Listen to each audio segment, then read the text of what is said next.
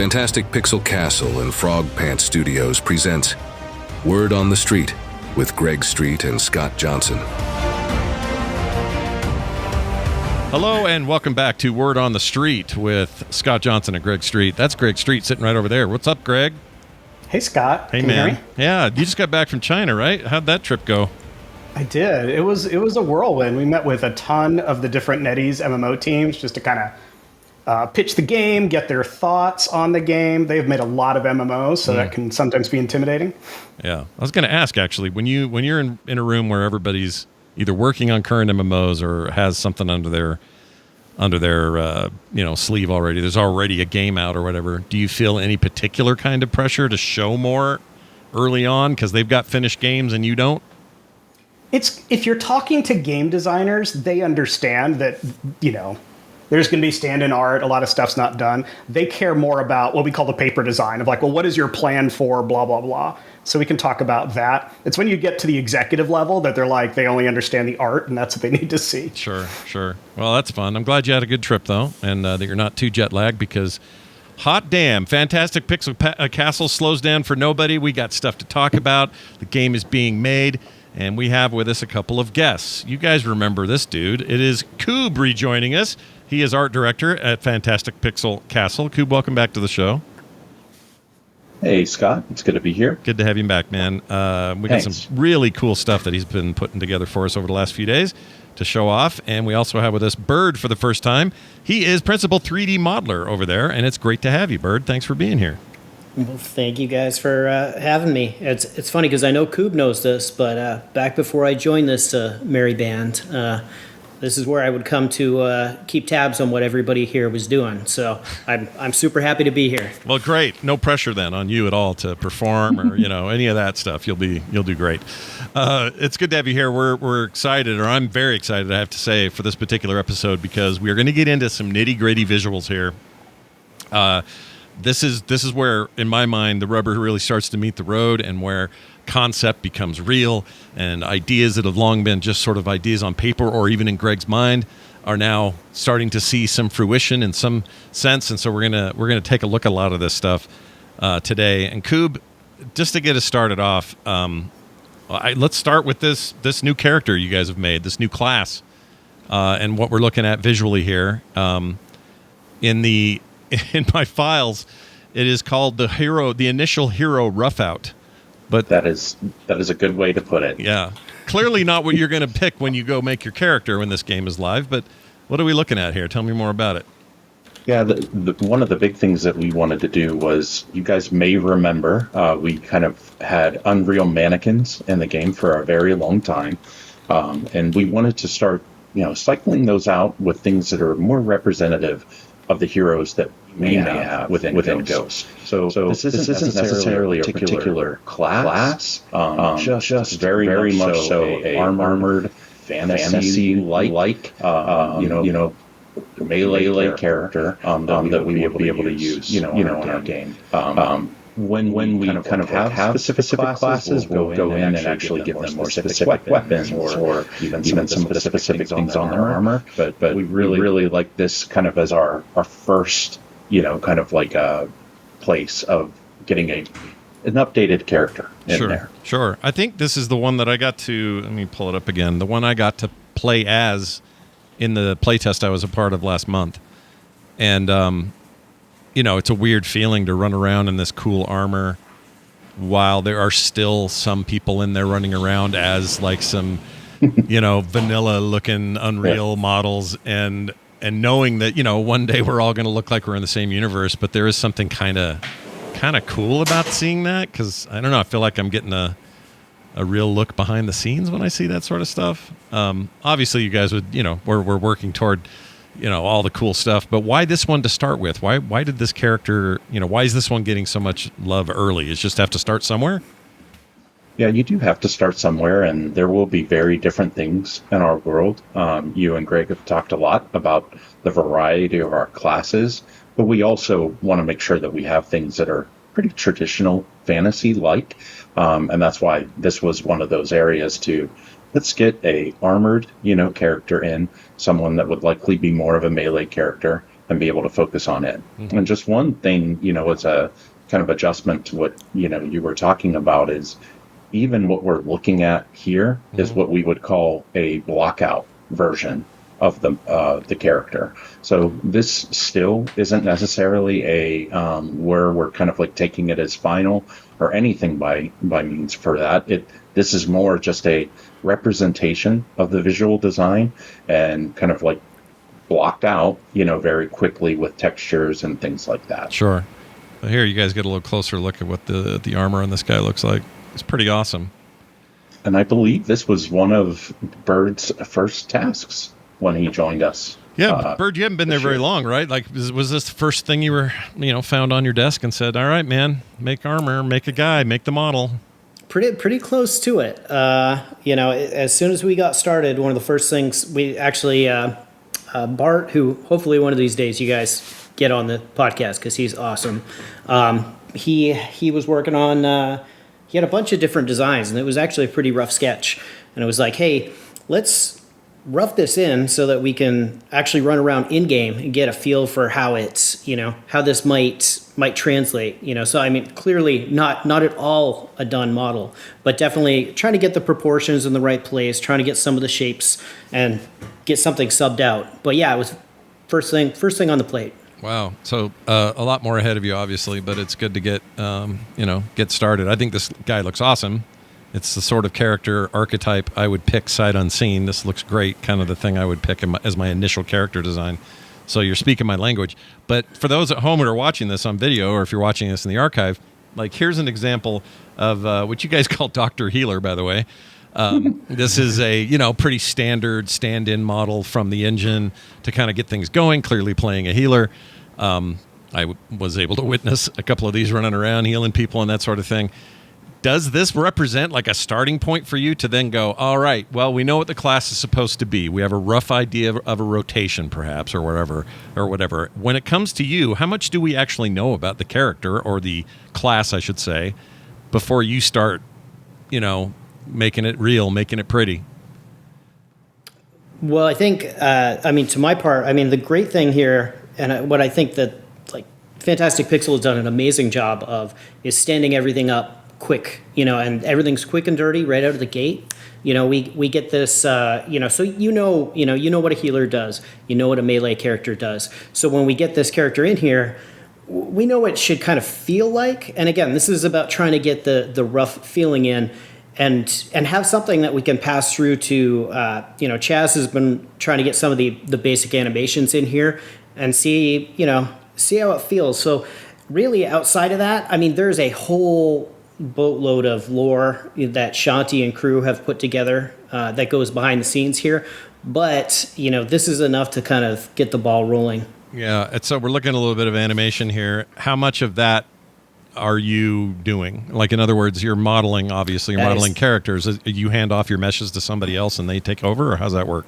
Yeah, I was going to say that is none of me. That is all Mike, our rigger, and Chaz, our animator, getting things stood up there. So I get to send it to them, and then they go, you know what, this cloud doesn't work at all. We need you to tweak this, tweak that.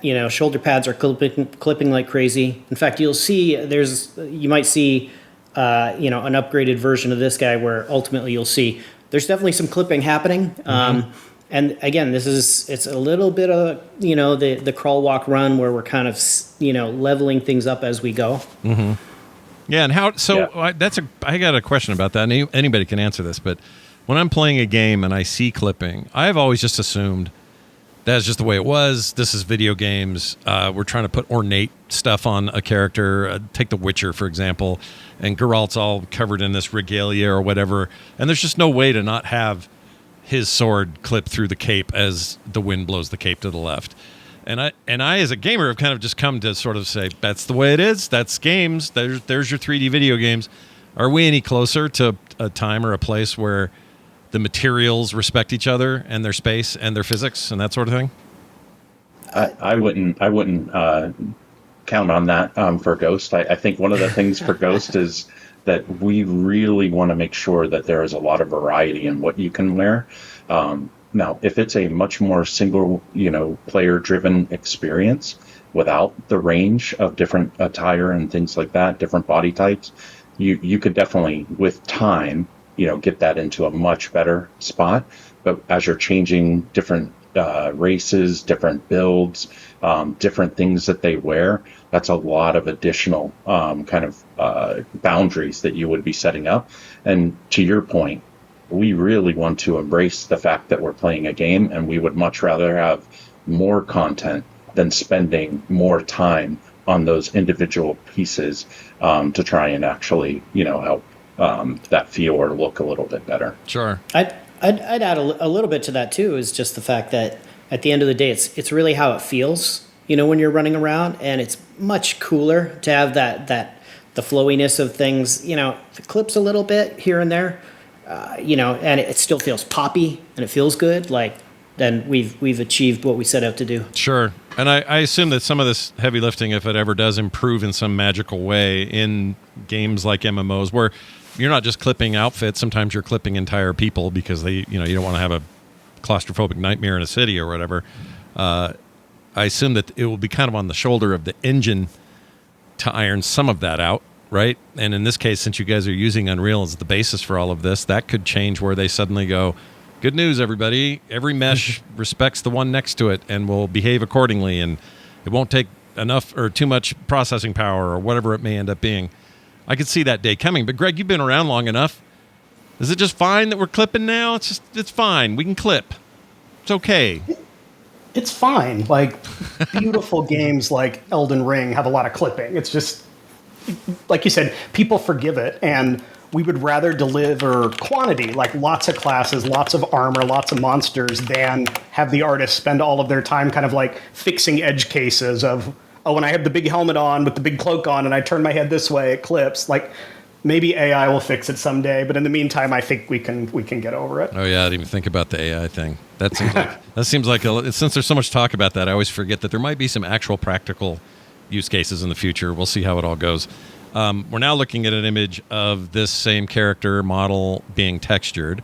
Obviously, this gets handed off to other artists. How much collaboration happens here, BirD? When you hand off a model, do they come back to you and go, look, I'm trying to make this cloth work, but I really don't like what you did with the gauntlets. Can we please, or these shoulders aren't big enough for the texture I want to create or whatever? I'm just curious about that process. Well, this one, funny you say that, because actually I am the person who modeled and textured this one. So fun. While I blocked that one section out, then the next step for us is to take this a little further. And so this is actually where we've been doing a little bit of exploration about, what should the surfaces look and feel like, in Ghost, our first stab, at what Ghost might look like.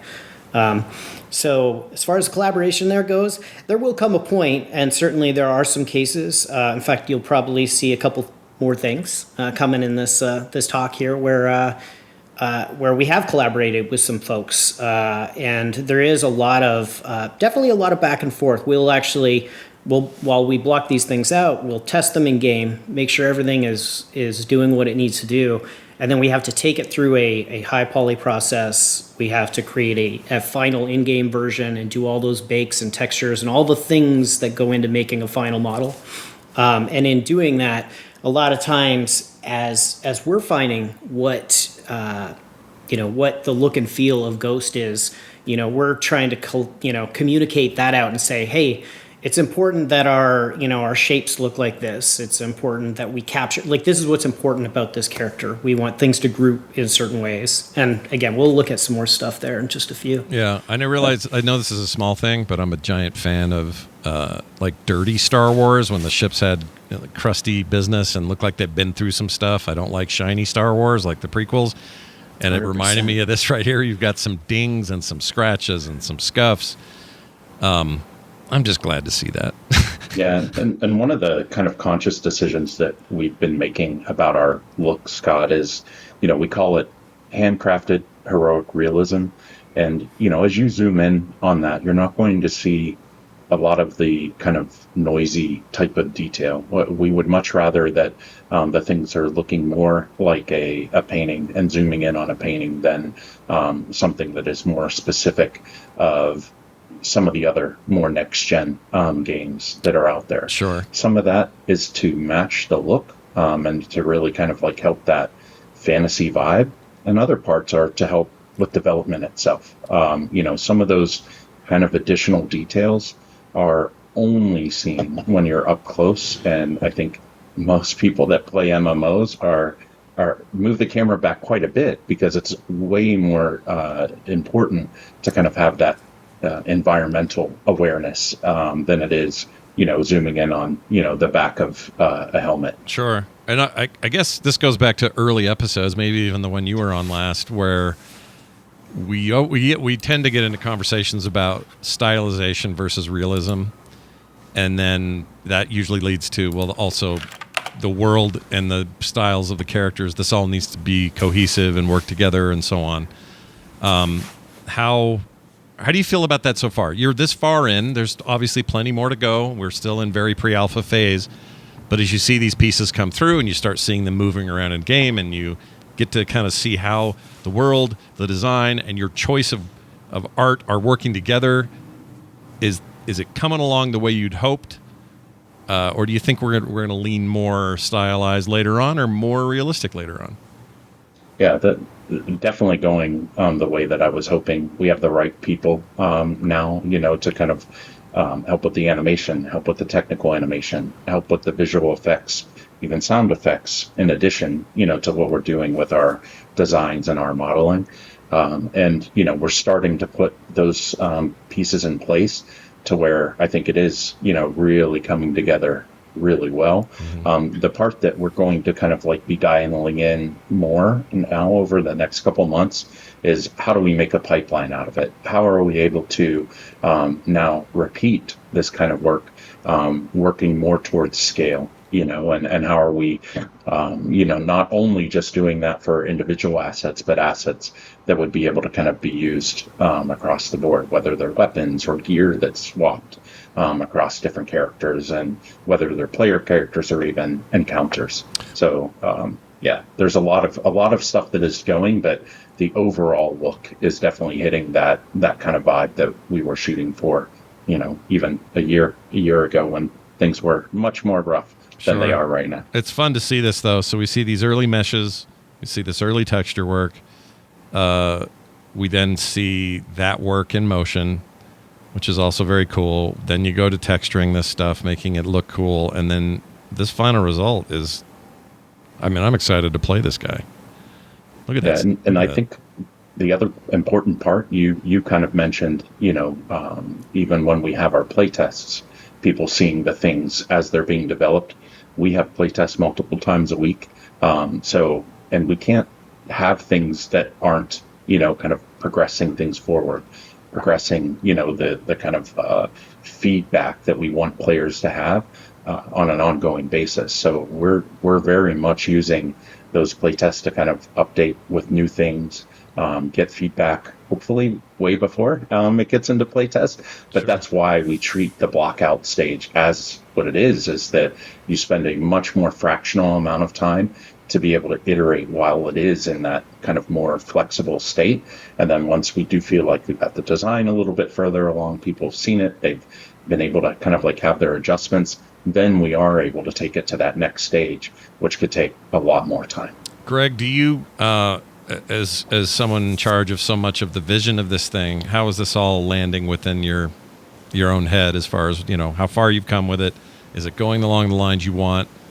Does it match the vision you had before all this started?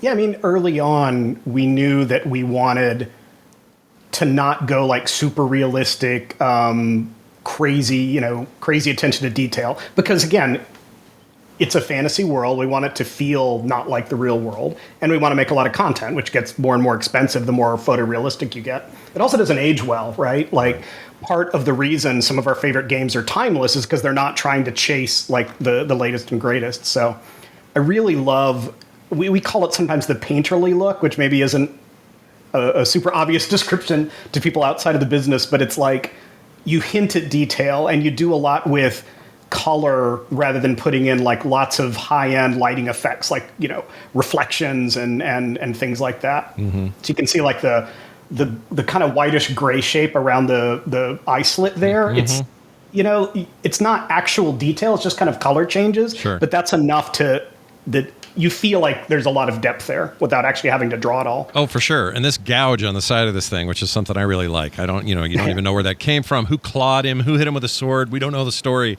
but it hints at it. It doesn't have to be, you know, some kind of photorealistic gouge in the side of this helmet. It's enough to hint something while I'm up close. And like Kube says, a lot of times you're way zoomed out in your middle of the raid and you're not paying attention to those details at all. But when you get this helmet, you're going to zoom in and look at it. And you're going to appreciate it. Yeah, I love that stuff. I mean, for me personally, it's like a big deal. Players are going to feel differently about it, or perhaps it's, you know, just depends on what you like. But I love that kind of thing. And so to see that kind of detail in the game, but also know that it's not going to, you know, overly affect my video card's ability to display it or scale it or any of that stuff. That's all nice to know as well. Let's talk about this Bandit a little bit. Check out this guy. He's got a sweet. What do they call that pose? I forgot what they call it. T-pose, right? Yeah. This one's this guy's more the in an A-pose. Yeah, we get the A-pose. T-pose is the old school. Okay, T-pose was like 90-degree angles. Right. Yeah. Why? I've noticed that lately with concept stuff. Why are people moving to the A-pose and away from the the T-pose? Is there anything to that, or am I just looking for something that isn't there? No, there totally is. It's just a case of, if you think about how your shoulder deforms, especially nowadays when we do that high res, like we have these super high res sculptures that we have to bake down to the low poly. And the fact is if you think about how your shoulder looks when you raise your arm, you know, it crunches all that shape. And most of the time you're going to be holding your sword or your shield down to the side.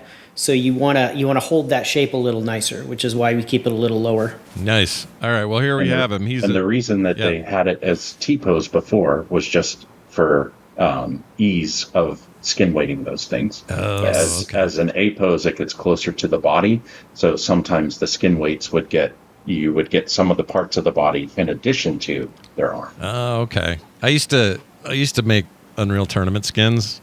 This is a long time ago. And that stuff was very different. They would you'd lay out these flat meshes that would basically be wraps of stuff, and it never looked right. That's all changed, right? Like based on some of this texturing work, it looks like you're able to do this totally different than you used to. You would think so. Yeah. It's surprising how much is technically similar in the grand scheme of things. And I don't think I don't think I showed off the any of the UVs you here. Have it with the Bandit. Oh, do we have it with the Bandit? Here, I can show you. Kind of. Now, but the Bandit, he's a funny situation here, right? Because what we did in the case of the Bandit, just to walk you through a little bit of how that came about, was, you know, there's a design request for a group that we call the Philosopher Kings. I don't know if I'm spilling any beans. I shouldn't here, but hey, there's some Philosopher Kings in our game. Totally fine. More drop. And sorry, Shanti. Anyways, so, you know, the request was that we wanted these Philosopher Kings, and functionally, you know, they function like bandits. So internally, we started calling them bandits. And along with that first blockout that we did of the hero, we created kind of a blockout character with just like an NPC with some gear, you know. And in fact, we lovingly would refer to him as wearing Han Solo gear. So now we're stepping on IPs. But I'm just starting a thing here. Sure. But no, so we took that character. It's just because he's wearing the high boots, he's wearing the vest. Sure. And so getting that request, you know, we were like, well, let's do something quick and dirty so that we can throw these characters in here and we can put different weapons in their hands and try different things. So when we made that original, and you can slowly flip through here if you want. The idea was that you could mix match stuff super quick and dirty. So, you know, we put little swatches on it and we UV'd it directly forward with just a little bit of gradient on there. So you can see as you pop through these, you know, we're just moving some UVs around. We're saying, hey, instead of a black beard, we're going to do a blonde beard. instead of the brown shirt, like we can mix match these things. And then as we keep going, we can actually take pieces off, we can add pieces on, and it's super quick and easy to do, to the point where within a day, we're able to pass this on to our rigger Mike, and he can put these things into the game. And I think you got a pretty awesome little video here, I think, coming up. Yeah, I'll show that too. So here's a question for you on the UV thing, just so people understand it. What is a UV? How would you define it? We're not talking about ultraviolet, or are we? No, we are absolutely not talking about ultraviolet. Okay, good. So we are talking about, you have a model, right? A sculpture, right? Which is made of triangles, right? That 3D model that you can spin around. By default, right, it's going to be a base color. And what we do, kind of like you had referred to earlier, is we actually lay all those triangles out flat into what we call a UV. And we have to project a texture onto this. And so in this case, right, we just projected flat squares. But in the case of the hero character that you showed earlier, he's splayed out the same way you would pelt, if you laid out a pelt. And so that we can paint things where they need to go. Now, we can paint in 3 dimensions now, as opposed to having to just paint in Photoshop. Right. But that's, the UV is where that stuff's laid out so that we can paint our textures. Gotcha. Okay. And now, obviously, it's going to make the process faster when you pass it down the line, because, as you said, you can within a day they're making stuff. And I think I have video here. Let me pull this up. Here we go. Well, there's a real party. There's a party going on here. Look at all this. Look at that guy in the background. That looks like Greg. Is that Greg sneaking around back there, checking out everybody? That's awesome. I don't know why this fascinates me, but what does this represent in terms of like hours and people? Like, obviously you've got animators and you've got, texture, you've got 3D, you've got all these things, but what's the workflow? The workflow for this is a lot more condensed. Like we were talking about the block out that we saw the hero, and I would even call what is here very much stand-in. We didn't really even have a design. We just had an idea of what would be needed, and we needed bipedal enemies because we already had a movement set of a bipedal character moving around. So because we needed that for our hero. So already it was, hey, we can have X number additional enemies to encounter if we only had some different meshes. So that's where this was like days all the way across the board, whether it was modeling, whether it was animation, technical animation, just because that we already had a baseline for some of that stuff. But it isn't necessarily a representative of a Philosopher King, so that's why it's not a block out.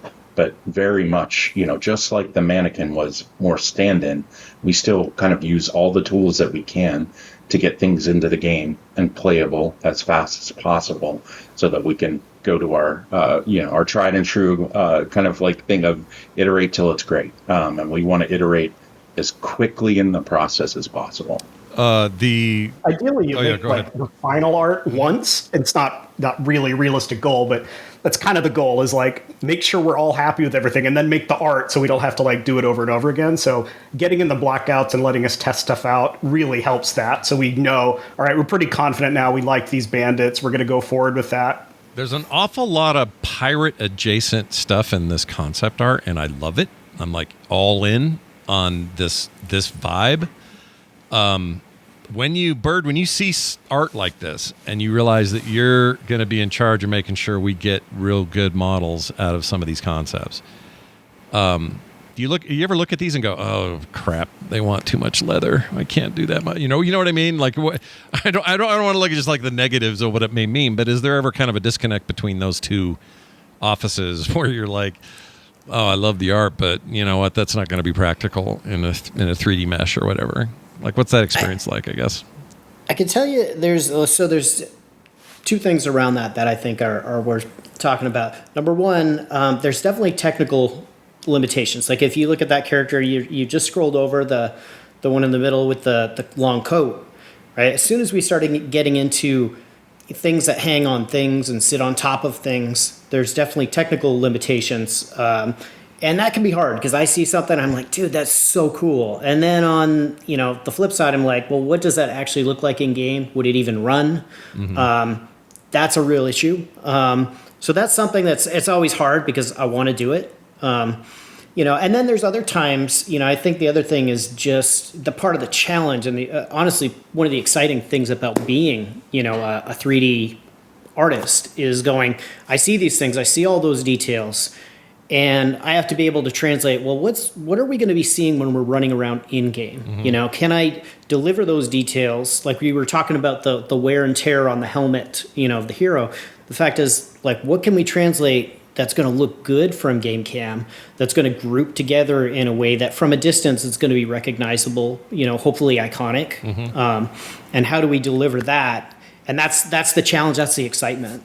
Well, I'll tell you what I love. She's got vultures for pets. I like that a lot. And Yes. I really hope and expect to see this NPC / whatever it needs to be in the game. So no pressure, but I have to see how this plays out. Well, you'll be happy to know that we did not pick this concept, Scott. But in all seriousness, this is just part of, we don't just iterate in the game. These types of ideation that we do in concept also is kind of iterating quite a bit as we're moving along. So these were just some of the initial, kind of ideas that we had. But what was interesting about it is even within this, it kind of like starts to hit at some of that flamboyancy where also it really starts to hit at the kind of more vagabond thief, kind of thing. And during that, we really realized that, we actually want to double down on the flamboyancy of this actual faction of people, because we still will have pirates, we'll still have bandits as different factions, but for this faction in particular, the PKs, like we really wanted to leverage the more flamboyancy, having gold, having potential masks, even because they're a group of people that you'll see a lot of, and sometimes those things are thought of. And maybe just a side thought, and maybe not even one of the more directional thoughts of what would make them different.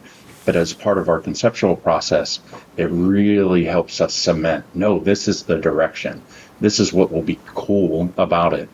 For instance, they were called PKs, which, as BirD spoiled, Kings is at least the K part. And, one of the ideas that was kind of floating around the team is like, well, why, Kings? If the flamboyancy part makes sense, but maybe there's even, some of the kind of things about their silhouette that will feel more like a crown, at the top, and that becomes a little bit more of, their kind of brand or their insignia, and one of the things that kind of make them different. So, during this process, we have more reasons for why they're like this, but the reason behind the lore reason was we wanted bandits that we could own that kind of stood out, that weren't just the scruffy looking dudes in rags with patches over their eyes, but we thought we could make them cool. It's funny too, because the name Philosopher Kings or Bandits comes from my D&D campaign, which is where I go to for a lot of ideas when I'm short on time and need something. Oh, these are awesome though. I mean, yeah. So I don't know if you can say this at this point. I don't know if this is an NPC faction or is this are we going to be able to pull from them to build characters from? Can anyone say that, or can we not say that yet? Yeah, right now they're bad guys. Okay. They're not, sometimes you can ally with them, but we're not thinking of them as a player character. Yeah. But one of the fun things about player characters is you see what players get excited about, and then they're like, oh, we want to have, and BirD and Kube and I have talked about a few things. We're like, yeah, players are going to want to play this someday. So we keep stuff like that in the back of our mind. Oh, just eat this stuff up. These half metal faces. That's to your point right there. It's like if I don't get to wear a half metal face, I'm going to be a little upset. Yeah, so you've sold me. We got to make on it happen, right? Yeah, you've sold me on it. Now I need it. I need to know, why. But why wouldn't we do that, right? Like in those kind of situations, and I think they have this in a lot of traditional RPGs or MMOs, where you're taking down the faction leader, and it drops A of X, Y, and Z gear. That could be the mask, it could be the vest, there could be ways to kind of attain different pieces of gear along the way, for sure. Yeah, I'm super sold on that look right there. And you can see here that she's clearly hiding something with that gold. Something bad happened. I wonder. There. Yeah. All right. Well, see, this is what's fun about. I love this stuff. I know the chat's really enjoying the art. Some of them are telling me to quit zooming, but I like zooming. For anyone who's like listening to this podcast, just audio only. Yeah, if you're an audio only listener, apologies. This is a very visual episode. I highly recommend you go check out the video archive of this thing because that's really where the fun is. But here you see some of this stuff you were talking about before, in process, and then finally, look at these. These are real world doing the A pose. Yep, and this is taking it to block out. We're able to then the Bandit model has been in as a stand-in for a while. We even have an idea of what their abilities are. We've gotten the concepts that are kind of bought off. People are really excited about them, and then we do a really quick model pass. I think these were done in a day and a half each, 2 days each, somewhere around there, to kind of be able to be used and put in the game. The situation about this from a technical animation side is we're already keeping the kind of information in mind. Like we've already discussed how, there will likely be pieces of gear that will even be able to be used by players. And that's because it's working off of that skeletal structure. So even getting those in the game happens pretty quickly. And then they already have an animation set. So it allows us to kind of move pretty quickly, update stuff within the game, but hopefully updating it at the right times. Because even though it sounds like a couple days here, a couple days there, we're a small team. So, we still want to make that kind of that scenario where you measure twice, cut once. We'll like to measure 10 times and cut once, just to really try and make sure we don't have to go backwards as often as I know I've done in my 30 years of experience. That backtracking is the stuff that hurts more than anything. Sure. Let's get into some creature design. I'm very excited about this. We'll talk about the owl beast and its iterative process so far anyway.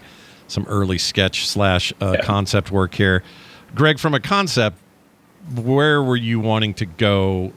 I know you've got biomes where this kind of thing's going to fit in well, but what was the initial thinking on this particular creature and why you wanted to have it in the game? Yeah, this is like one of the top predators of the Witchwood biome. And really, we were looking for it to kind of fill the niche of like dragons, or even I talk a lot about the Jabberwock, which is, really, really scary. So the owl beast is something that everything in the Witchwood is a little terrified from. It'll feel like a mini boss when players fight it. Probably you hear it like hooting a long way away, and you're like, oh no, guys, owl beast. And that was what we were going for. A lot of the things in the Witchwood are beautiful. This one we wanted to be more terrifying. Good job, by the way. Yes. Like if you go in the top center, like that one, some of them are too terrifying. Like the idea of this thing to the left of that, kind of crawling around on all fours, thinking that it might have a small mouth, but yet it almost has that almost dragon snout of a jaw, the gulper eel. And some of these were really cool, and that's where you kind of give that idea of a direction, to the concept artist. And you love, when they take that and then they really push it. They give you things that are a little bit more expected. Like maybe the one that's in the middle left is kind of like, oh, I could kind of see that as an owl beast. And then they really did a great job kind of going very broad on a bunch of different ideas for this one. This guy here. Man. And as you go to the next one is like, so usually we'll go pretty broad on, okay, well, what's a range of 8 to 12 different designs. And then we kind of like pick 3 that we just wanted like a little bit more exploration on. So the one that you were just focused on, that was one of them. The only thing that we kind of like had as an adjustment from that is this one had like boils and kind of like mushrooms and stuff growing off of it. And we kind of wanted to keep it like even if we go back to our design of the, basic hero, we want to use details pretty sparingly and in the right spots. And with its neck being as long as it was, and the feet being as prominent as they're going to be when they attack, we didn't want necessarily that added detail on there. So we wanted to kind of simplify that and really just focus on just the uniqueness of the shape rather than on some of those details. So when we go into the more refined drawing of it, you see that we kind of omitted some of that, but really focused on, well, what is the behavior like? Why would this, be a little bit different? And we did this with 2 other designs, including this one, that we thought had a lot of potential. Oh, I love the juxtaposition of a humanoid figure so you can get an idea of size. That's always exciting to me. My imagination's running wild. So you refined it down even further, and I guess you guys were really good at this, but this is how you avoid those backtrackings, right? You go, all right, yeah, we do think we like this, but we've got these issues with detail or the boils or whatever it is you want to remove. So then you refine it down to this. Then you do a bunch of poses, do a bunch of size comparisons, up close to the mouth. How are the eyes going to work? Like, this is the process, isn't it? Like, it is. This is how you avoid going back and having to redo anything or whatever. And this is the easiest stage to kind of, adjust, because at this point we're adjusting lines, we're adjusting color, we're adjusting things that can almost happen in real time unless they're bigger changes. If you go to, he's also implying we don't pay our 2D artists very well. But that's not. We pay them very well because they're such an important part to the process. They're very talented, obviously. Yeah, clearly. Usually it's a concept designer, and that designer point is so key because as you kind of even went through the process, if they were just drawing what we told them, then it would just be the kind of blueprint of the design. But it's so much is really exploring what is possible. And then everybody has a stage in that. Even BirD talked about, once I see those designs, it's really inspiring. But how would this get translated to the game? We get the same types of things from, technical animation or animation but how would it move? Or, there's a lot of overlapping cloth. And it's all part of the process of looking at these during the development, listening to the feedback, and then as we get further and further in the conceptual process, and that goes from the thumbnails to the refined sketch to then the model sheet. The model sheet will then take more and more of those types of things into consideration so that it informs our modelers, it informs our animators and technical animators, and also even our VFX artists. You'll see even some of the things with potential abilities.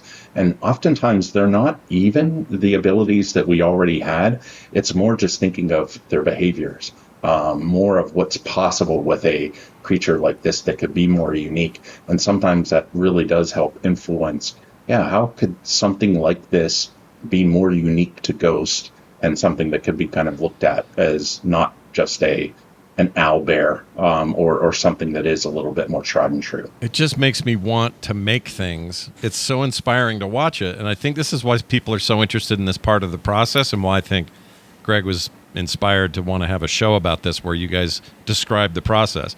Because when you're in it, some of you may just think you're just doing this job and you've done it for a long time and you get the job and everything else. From us outside looking in, this makes me want to go make stuff, write stuff, draw stuff, make a new D&D campaign around stuff. It's really, really inspiring. So I'm glad we're sharing this part of the process with people.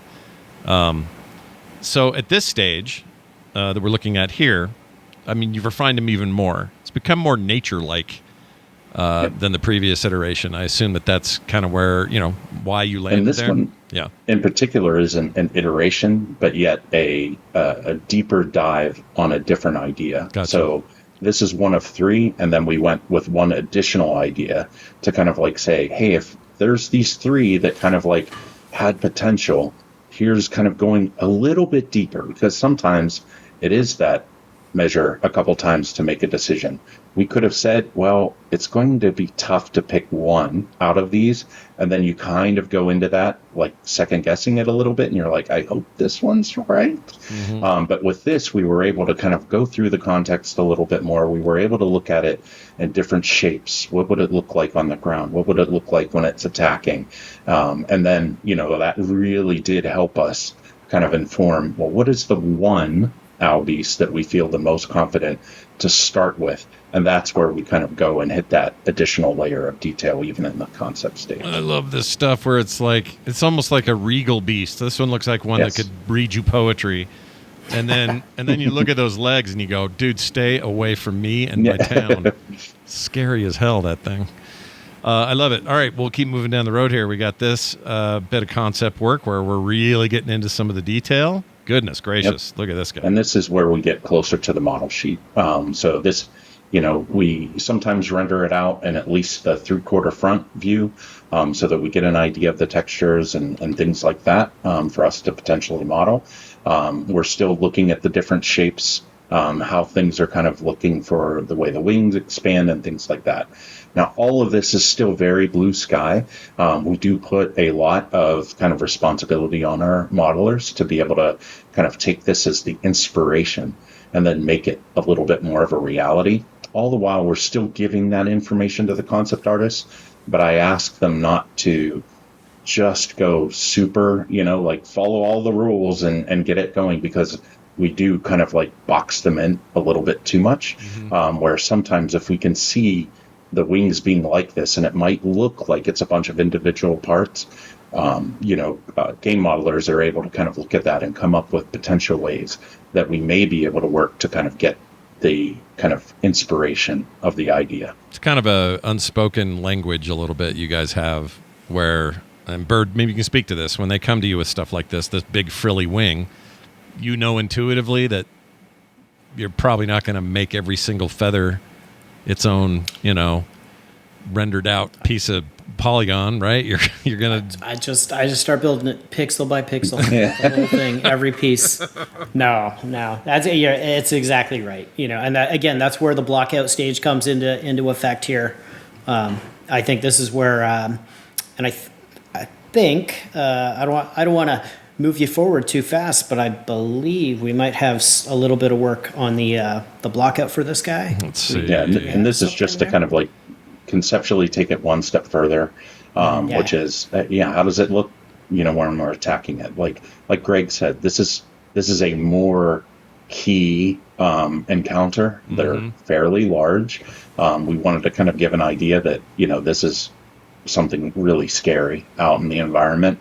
So, and you could do that sometimes with just the design of a character, but other times you kind of need to get it into a scene. These scenes are sometimes used for marketing, but all the time used for inspiration. They inspire us, in the team to kind of like really kind of like capture that vibe. Now, is this part, when you say blocking, you're talking about these now? Yes. Okay. So this is kind of where I was headed. I actually Kube snuck that bit of inspirational art in there, which is awesome. But that's the kind of stuff that kind of gives us an idea of like, well, what would it look and feel like when you're in the game, right? Experiencing that. But what that allows us to do is take something like this blockout, and I got to call out Val is one of our he's our senior character artist who actually helped us out on a bunch of these blockouts, and he just did a killer job of taking that concept. And I mean, now he could have gone in and modeled all those little wing bits and went ham. Yeah. But he looked at it and said, you know what, like, potentially we might kind of treat these almost as like 3 big chunks. So we're going to build it as 3 big chunks. And this is something he'll actually pose this stuff out. And some of the stuff is hand posed before we'll hand it off to a rigger where we can have, really like test things out. But this at least gives us a feel of like, when we see this, we can say, you know what? Is the neck long enough now? Like, do those legs still feel long when we actually start to move them around? Mm-hmm. And we can answer some of those questions just in a quick blockout like this. And once you have these base models worked out, let's say the final version of this particular owl beast, and you are now making scenarios in the world where you're like, all right, there's a whole nest of these. They're purple for some reason and have extra plumage on their head.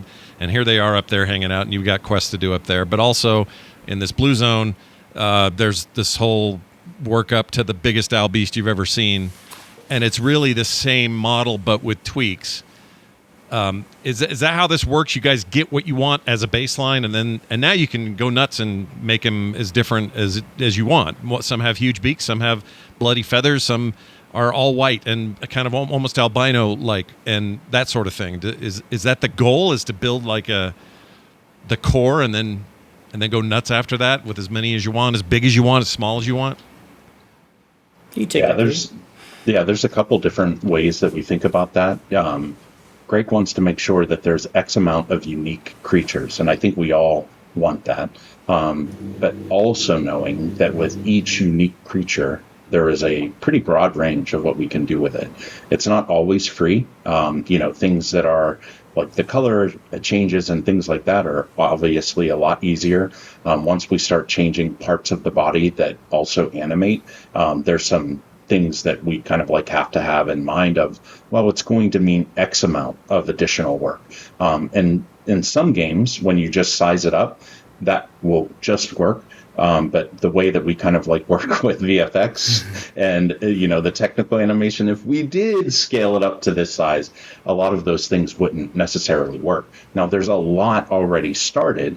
It's just not free. So if we said that it would be important to have that, it's still way easier to spend, let's even say, the week to get something like that kind of adjusted. Probably not to that size. It would probably take a lot more than that. But to do some of the different sizes and stuff is still easier than starting from scratch on an entirely new Especially feature. when you're at this stage, when you're just trying to get a feel, right? Like you put these models out here for this character to run around and be around, because this is going to tell you a lot about how it's going to feel in a game or in a scenario or whatever. And that's fascinating.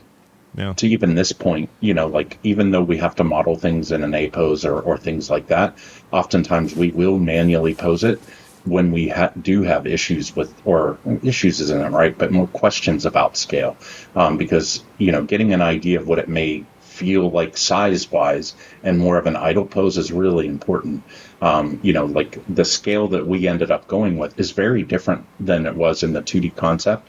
The 2D concept is to start wrapping your brain around it.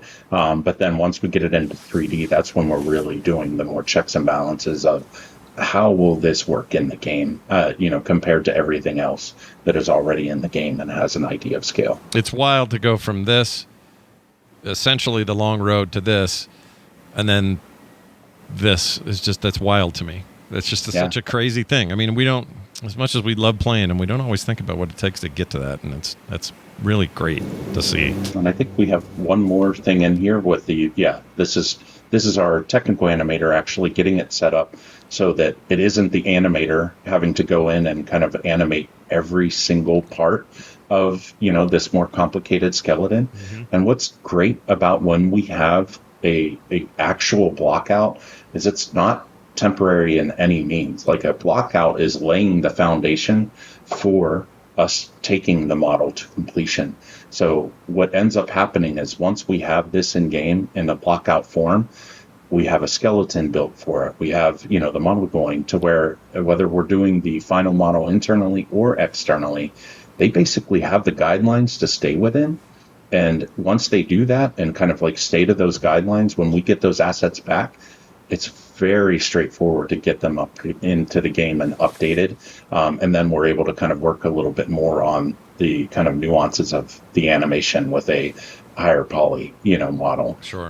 The nuances of the VFX of actually, hitting the abilities the way that we want, etc. Oh, I love watching that. I could put that on repeat. All right, so now let's talk about the Cratch and the Faction of Destruction. We'll go from some pretty early stuff here to, where we're headed with this. But give me just a rough outline of what was asked for here and the kind of the process to get where we want to go. Yeah, this is, and I'll definitely be mindful of time, too, but we definitely wanted something of destruction, and we wanted another, race that at least started as bipedal.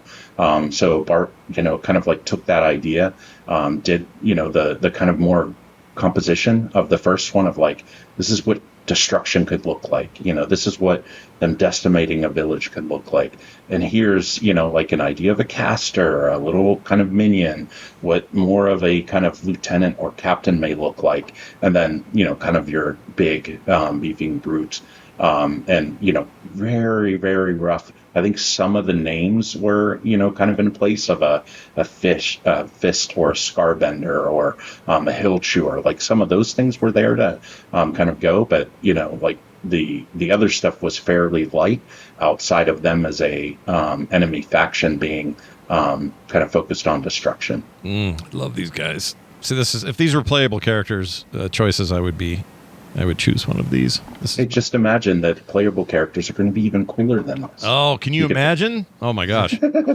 Yeah. So yes, this is going a little bit deeper. We kind of like started putting some of this stuff together.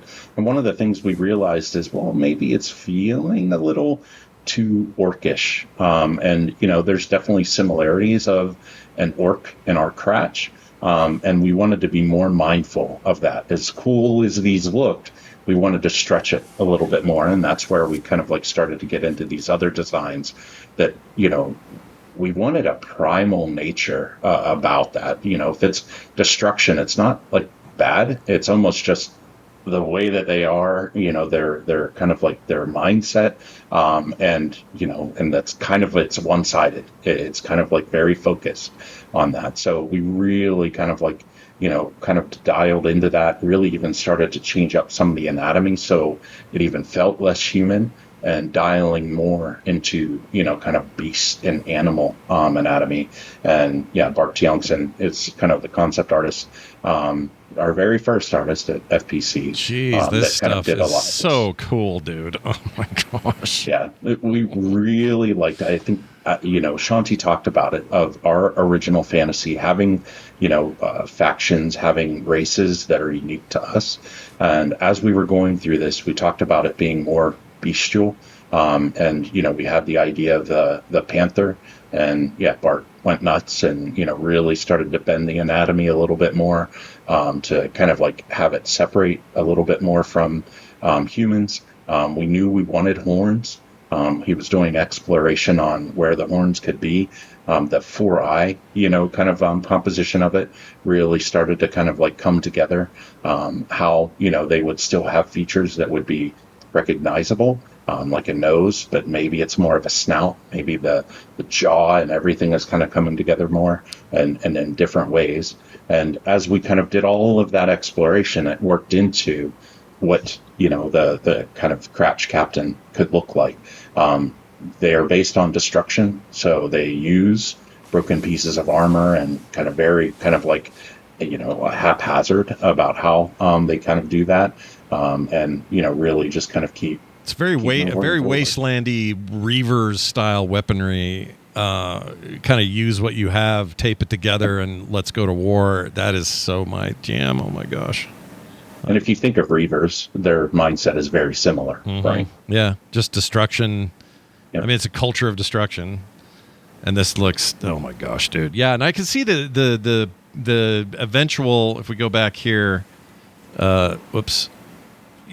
orcish to start with a little bit, especially this guy down here, maybe. Partly because it's green, a little bit more distinguished. Now we're talking their own thing here. This is like unlike anything I've ever seen in a game. Holy crap! Yeah, and I think we don't even push like the very beginning of this creature was. I had envisioned them as like people with animal heads. So like one might be a minotaur and one might be a shark and one might be a bird. And the Bart, the concept artist, just took it and made it much, much cooler than that original concept, which is just why having good concept artists is so valuable. It kind of took my lame idea and made it something cool. It's so rad. I love these. Okay, let's keep going down this road. Now we're going to get to see some of this in some realization here. An A pose, a guy standing in a cool pose, guy with his back to this us. one, very much is the blockout. So off of the last one where we kind of like had that concept of what it could look like in armor, we knew we wanted to get it in game. So they kind of like took that and Val, this is another Val kind of getting that model in there. And then the center one is having it actually on the skeleton so that it's able to move, where the pose to the left is just the model coming in as in the A pose. Gotcha. Oh my gosh, these are so cool. And again, let's just make it clear to everybody watching, these are not character player models, all right?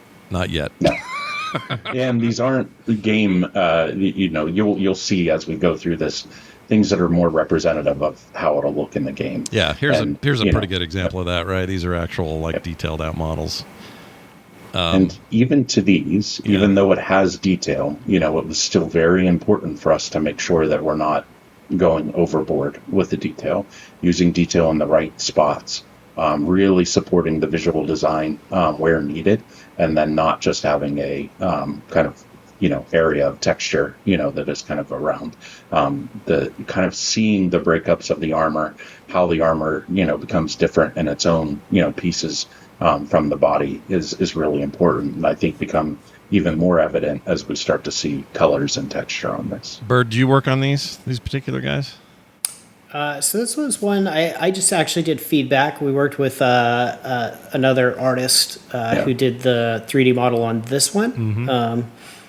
And so, it was a matter of what's interesting is in the blockout previous to this, that was, like Kube mentioned, it was one of the blockouts that Val did before the final concept was actually online. So, he right now he's wearing a full plate, and we actually wanted to show off a little bit of that anatomy, since if you look at when you get to the model, I mean, his deltoids insert like halfway down his arm in a way that's kind of unique. Like his actual rib cage is longer than it is wide. If you could, unfortunately, we can't see him from the side in this image, but it's more animalistic, which is kind of cool.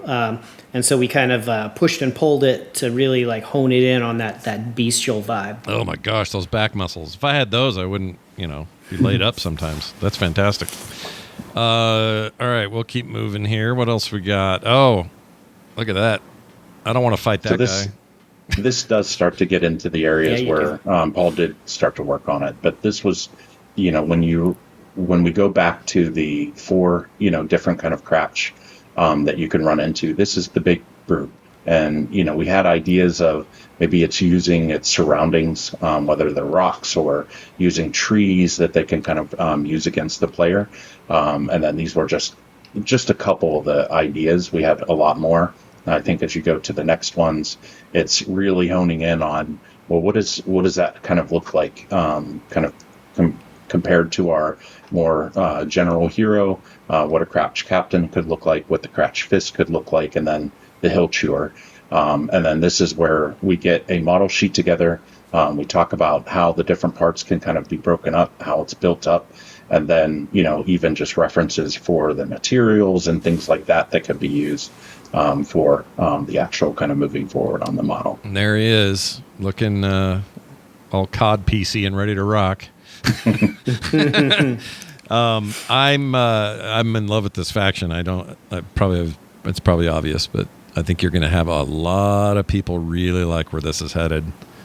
That's our goal with every faction that we put out, Scott, is that people will love it. Yeah, I don't think you're having any trouble with this one. So there's some examples of it being blocked out in the world. What does this yellow represent around him? Like these circles. What is that?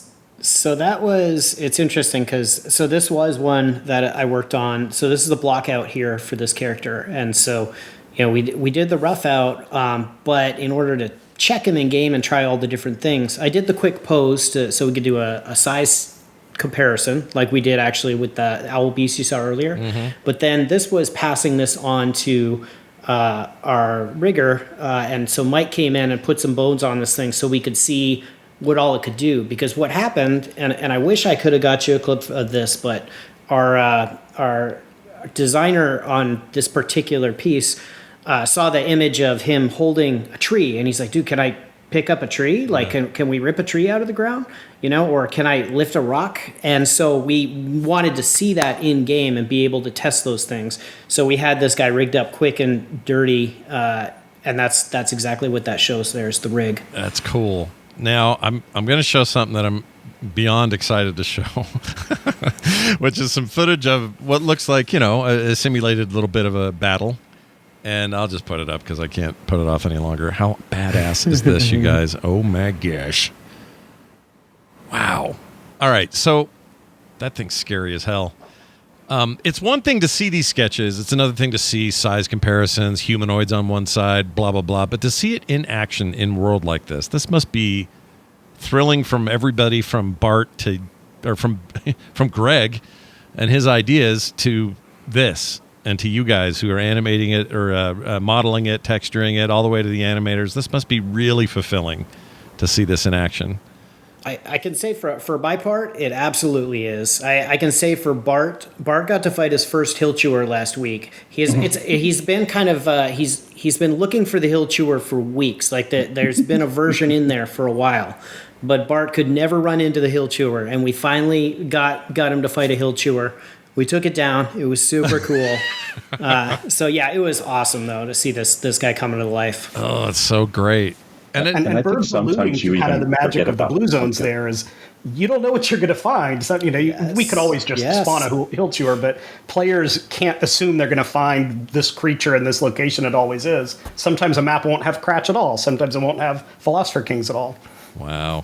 I can't wait to see this in the game. I'm so excited. The other thing I was going to add, Scott, is, sometimes you have to remind yourself of these kind of cool moments because it does happen a lot, and especially as kind of more seasoned developers, instantly we go to, oh, its feet are off the ground. How do we fix that? Yeah. And you almost blow by the fact of like, look, we got this really cool new creature in just because we're in that mindset of, cool, we're iterating fast, we're getting things in there, but we also know it's the foundation for more things to come.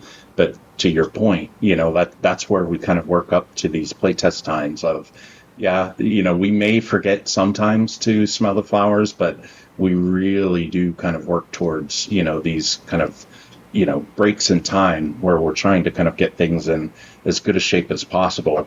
And that's where it's like, this actually did come out, really, really cool. And here's Paul's progress on the actual game sculpt of the hill chewer, which is absolutely awesome. Freaking beautiful. Oh, man. I cannot wait to fight this in real life on the test server or beyond. And about a year into the release, I will be asking Greg if they could just sneak that in as a playable race. We'll see how that goes. I don't think I have that kind of pull, Greg, so probably not going to work. But out. like Kube said, it's a good sign when players are like, oh, I love this creature so much, I want to play it. Yeah. Like, we won't be able to do that across the board. The Owl Beast is not a good player race. But again, it's just a good sign that people are engaged with your IP. Sure. Well, they have the very least Owl Beast mounts. I could see that happening. I don't want to give anything away that isn't announced yet. But anyway, this is all very exciting stuff. I love this sort of thing. And like we said, to those who are just listeners of the show, apologies that it was so visual today. But I do really highly recommend you seek out the videos. It will be sometime today up at fantasticpixelcastle.com. It's up on the Frog Pants YouTube channel. It will remain active everywhere, the Twitch channel, everywhere else, so that you guys can see this stuff for real. It is very, very cool, very exciting, and I cannot wait for more. I want to thank BirD for being here. Thanks, man, so much for being a part of it today. Thank you for having me. Just love having a guy called BirD. I think that's great. Just like, and Kube, same thing. You guys with your single syllable nicknames. Greg even. Yeah. That's just a real name, but I like it. But Kube, thanks again, man. Your insight is always super awesome. Thanks for being here. Yeah, I love it. Thanks, and Greg, it's always a pleasure. Can't wait to do this again. Any other big bombs you want to drop or secrets you want to tell us before we go? Oh, we got a lot more art in the game. This is a few of the many, many monsters we need, since so much of MMOs running around fighting things. Oh man, I can't wait. All right, well that's going to do it for us. Big thanks everybody for listening, for watching. Go to fantasticpixelcastle.com for all your needs. You can also find this podcast and links to everything you'll need at frogpants.com/street. It's going to do it for us, for me, for Greg, and all the fine folks at FPC. We'll see you next time.